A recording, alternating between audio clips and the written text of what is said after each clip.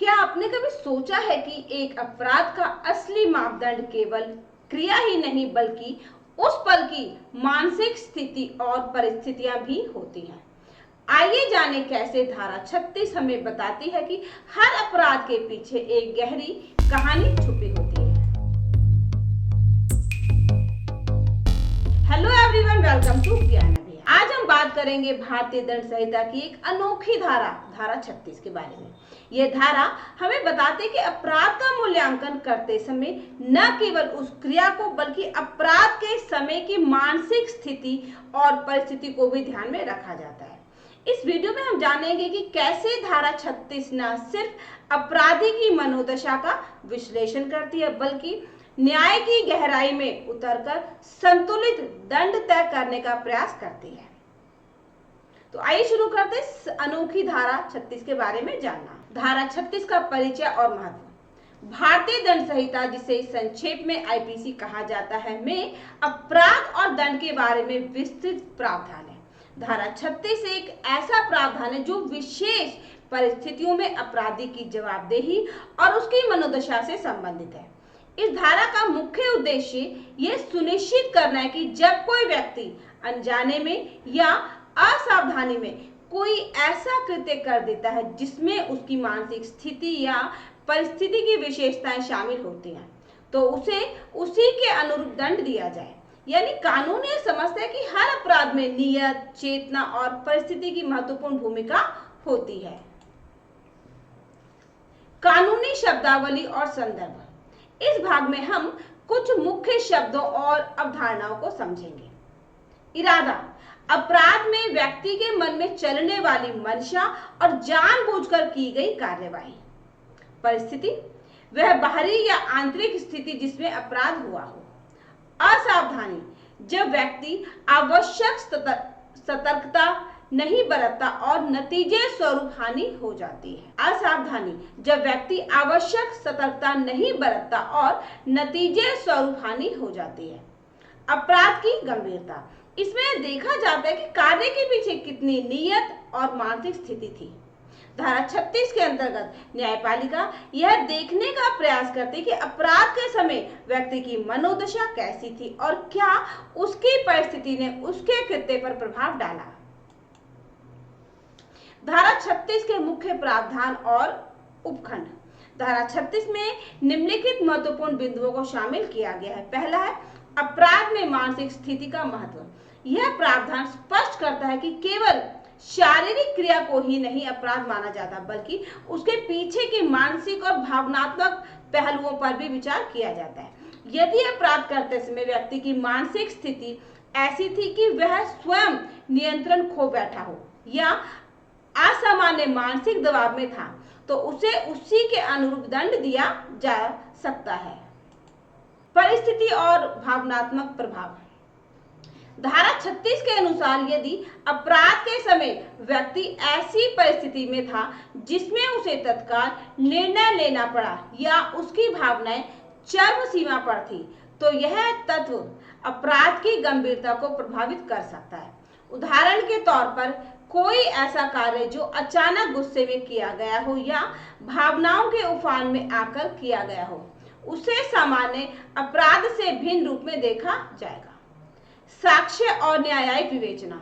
धारा 36 में यह उल्लेख मिलता है कि अपराध के विश्लेषण में साक्ष्यों के साथ साथ आरोपी की मानसिक स्थिति, परिस्थिति और कृत्य के पीछे का मनोवैज्ञानिक पहलू भी महत्वपूर्ण होगा।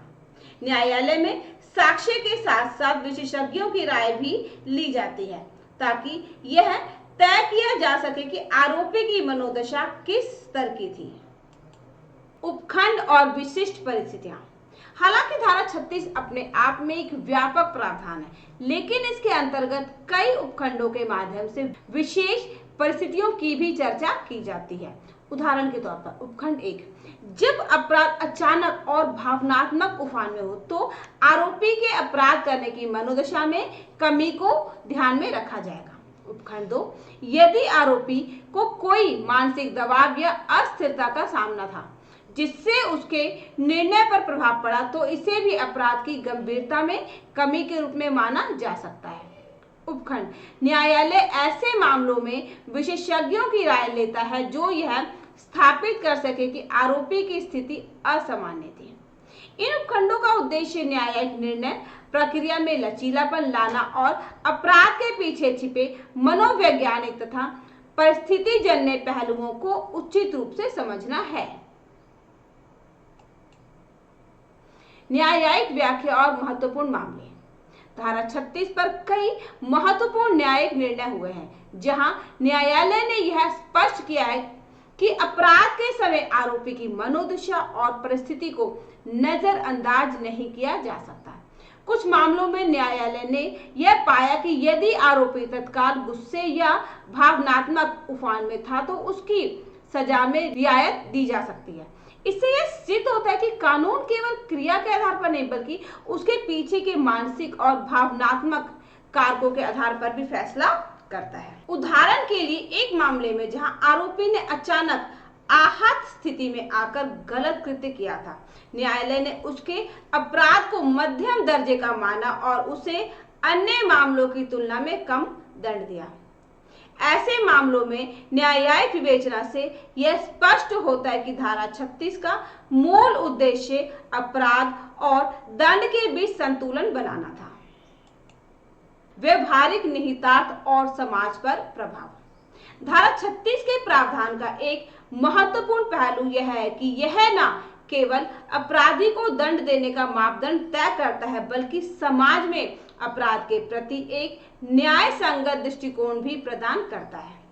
यदि कोई व्यक्ति गंभीर मानसिक दबाव या अस्थिरता के कारण अपराध कर बैठता है तो उसे उसी के अनुरूप दंड देकर समाज में सुधार की दिशा में कदम उठाया जाता है। इससे संदेश आता है कि कानून इंसान की जटिल मानसिकता और परिस्थितियों को समझता है और केवल कड़ाई से दंड देने के बजाय न्यायपूर्ण और सहानुभूतिपूर्ण दृष्टिकोण अपनाता है। यह समाज में अपराध के प्रति जागरूकता बढ़ाने और दोषी तथा पीड़ित दोनों के हितों की सुरक्षा करने का एक महत्वपूर्ण माध्यम है। अब हम कुछ बहुविकल्पी प्रश्न करेंगे और जानेंगे कि हमने कितना सीखा। भारतीय दंड संहिता की धारा 36 का मुख्य उद्देश्य क्या है?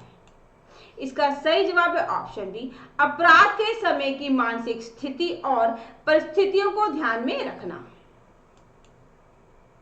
धारा 36 के अंतर्गत अपराध के विश्लेषण में कौन सा महत्वपूर्ण पहलू शामिल है? इसका सही जवाब है ऑप्शन बी, अपराध के समय की मानसिक स्थिति। धारा 36 में मानसिक दबाव या अस्थिरता के कारण अपराध करने वाले आरोपी के दंड में रियायत देने की बात किस उपखंड के अंतर्गत विचार की जाती है? इसका सही जवाब है ऑप्शन बी, उपखंड 2। निम्नलिखित में से कौन सा तत्व धारा 36 के विश्लेषण में शामिल नहीं है? इसका सही जवाब है ऑप्शन सी, अपराध के समय का मौसम।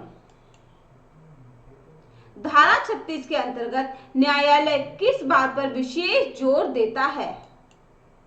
इसका सही जवाब है ऑप्शन ए, अपराध के समय की तत्कालीन स्थिति। धारा 36 का एक मुख्य उद्देश्य निम्नलिखित में से क्या है? इसका सही जवाब है ऑप्शन बी, अपराध के पीछे की मनोदशा और परिस्थितियों का समुचित मूल्यांकन करना। धारा 36 में असावधानी का क्या अर्थ है? इसका सही जवाब है ऑप्शन बी, आवश्यक सतर्कता न बरतना। धारा 36 के तहत न्यायालय किस प्रकार के साक्ष्यों को महत्व देता है? इसका सही जवाब है ऑप्शन बी, विशेषज्ञों की राय और मनोवैज्ञानिक साक्ष्य। धारा 36 का सामाजिक प्रभाव क्या है?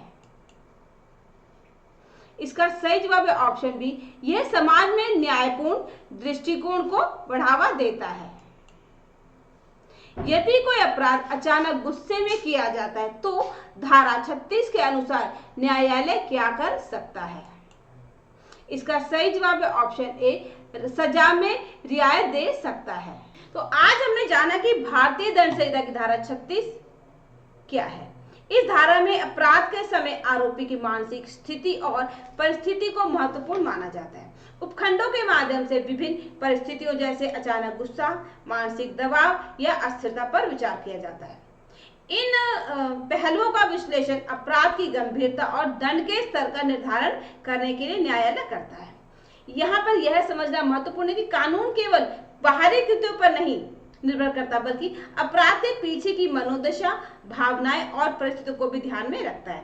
तो ऐसे में धारा 36 समाज में न्याय की स्थापना में एक महत्वपूर्ण कड़ी साबित होती है। तो मुझे उम्मीद है कि इस वीडियो में हमने धारा 36 की महत्वपूर्ण विशेषताओं, उसके व्यवहारिक प्रभावों को अच्छी तरह से समझ लिया है।